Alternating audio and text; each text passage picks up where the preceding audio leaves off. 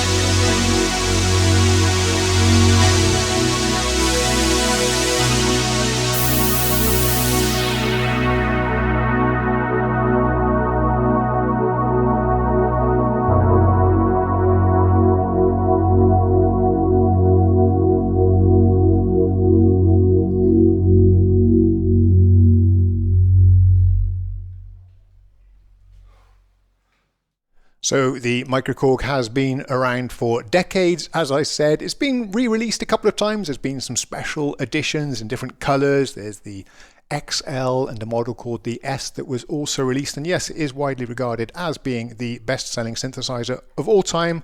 Probably in second place we have the KORG M1 and then the DX7. Do let me know in the comments if you have some exact numbers. They're a bit hard to find, but it certainly has been a huge success for KORG.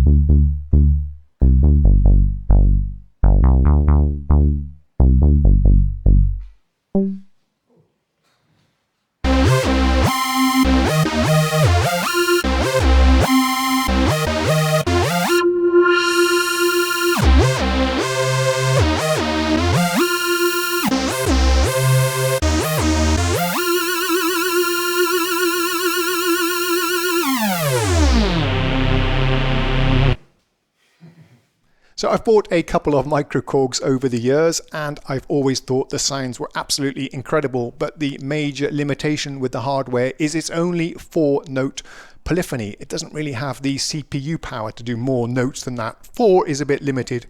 I think for me, 5 or 6 is the bare minimum. So 4, I've just passed it on really because you can't do nice chords or pads or anything like that. But in the software, they've expanded it to, it might be 16 or perhaps even more. We'll check as we do a walkthrough of the plugin. But yeah, that's fixed. It's so much more enjoyable to play with all of that extra poly. Another limitation of the hardware is of course the mini keys. I know a lot of people don't like them. It does allow you to put it in a very compact form factor. It's very portable and a compact synth. I didn't have a problem with that, to be honest, but now when it's available as software, you can use any kind of keyboard you want to play it, of course.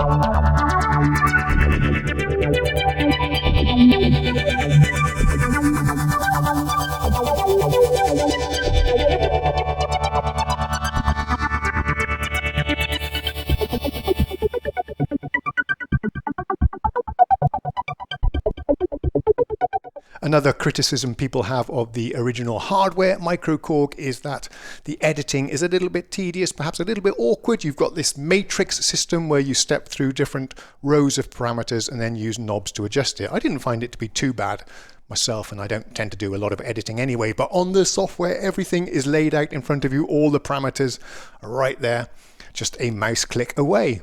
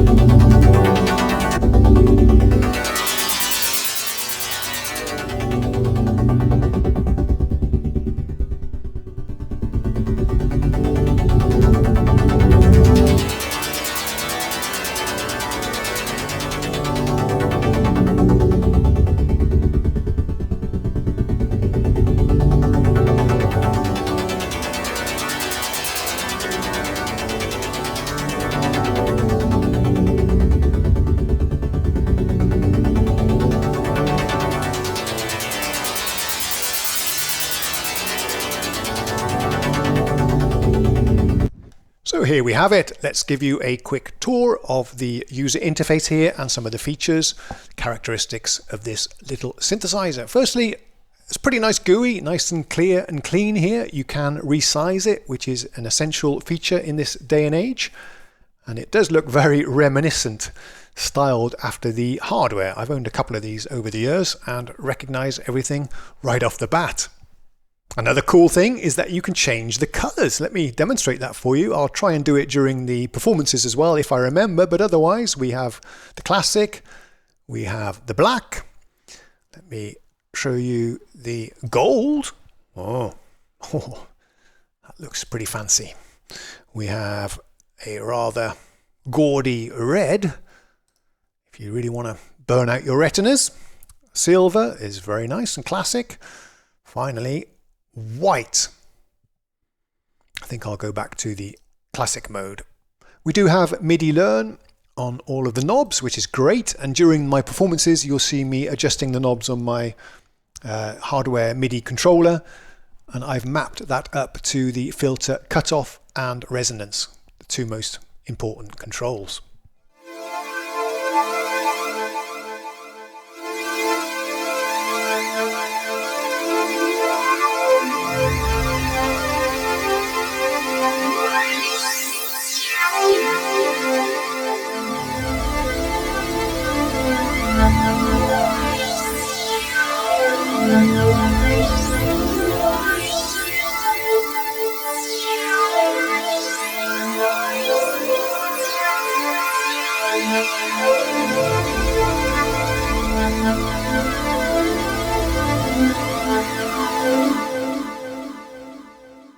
In case you weren't aware, and I guess why should you be, the architecture of the MicroKORG is based on their MS-2000, a virtual analog synthesizer that came out in the late 90s, a competitor to the Nord Lead and the Access Virus, I suppose. The MS-2000 sounded really great. It's got some lovely sounding filters, as you heard in my, or will hear in my demonstrations as well. I really love the character of the filters on this little synthesizer.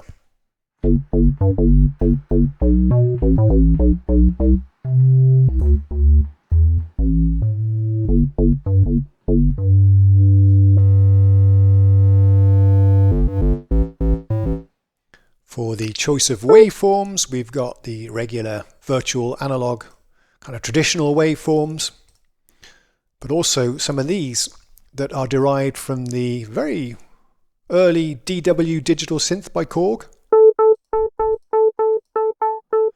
Let's crank up the filter so we can hear it. And perhaps remove the second oscillator.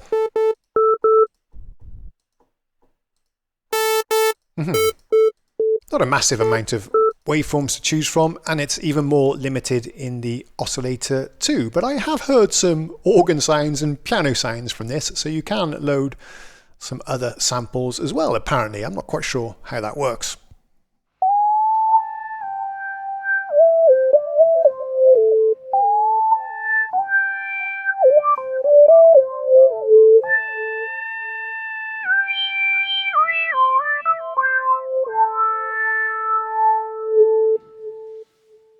So yeah, the basic architecture here is it's a 2 oscillator synth. We have a mixer here to adjust the sounds of the 2 oscillators.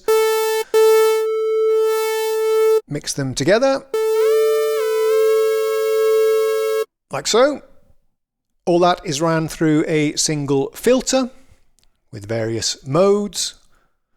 We have an amplifier section down here, 2 envelopes, a filter envelope, traditional ADSR, and another one over here for the amplifier. Down here we have an arpeggiator and a step sequencer that you'll hear in action on many of the demos, 2 LFOs. Here is the routing of the various modulations. Down here, modulation, effects, delay, and a basic EQ. Pretty much all you need, really. It does also have a vocoder, but I forgot to demonstrate that, but I'm not a huge fan of the vocoder sound anyway, so apologies.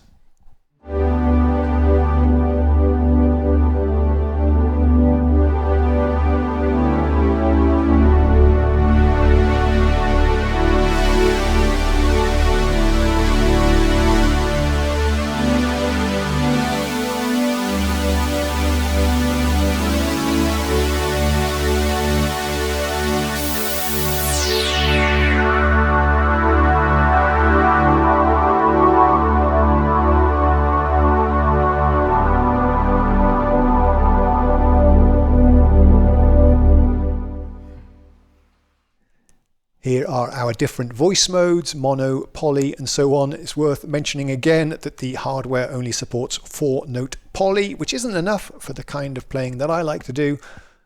I'm really thankful to see this has been expanded to at least 16. I forget the exact number. I did read the manual and it's listed there, but I've forgotten now. But more than enough now if your CPU can handle it. Talking of which, I haven't noticed any extreme CPU loads from this little synth, and I wouldn't expect it either because it's rather simple and basic, even though it does wield quite a nice sound.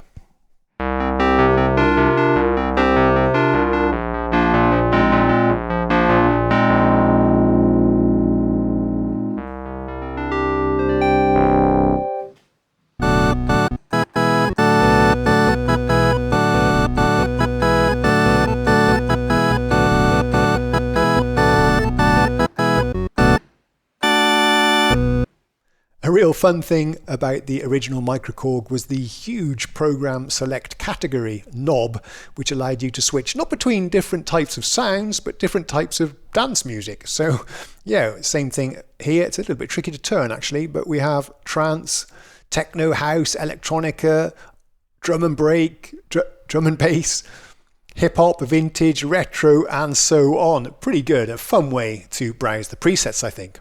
You can step up and down through the presets here. Unfortunately, not possible to do using the cursor keys. One of my bear bugs, a real gripe of mine if that's not possible. It should be really simple and quick to audition, browse through the presets. And the best way to do that is to allow you to use the cursor keys on your keyboard. Sadly, you have to click here.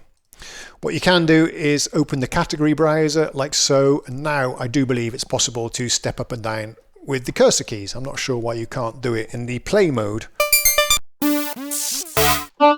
Yeah, there you go. And we have a very nice way to categorize our sounds over here as well and even mark them as favorites. So yeah, the preset browser much improved over the original hardware.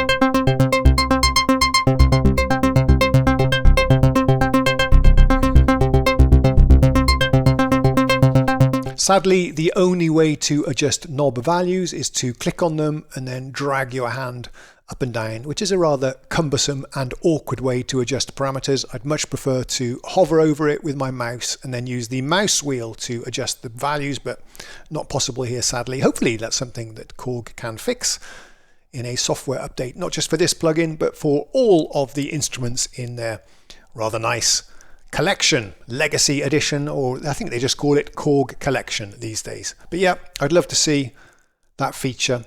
MIDI Learn seems to be pretty much standardized now on their KORG Collection, but also the hover and mouse wheel support. That really is the easiest way to make adjustments to a virtual synth.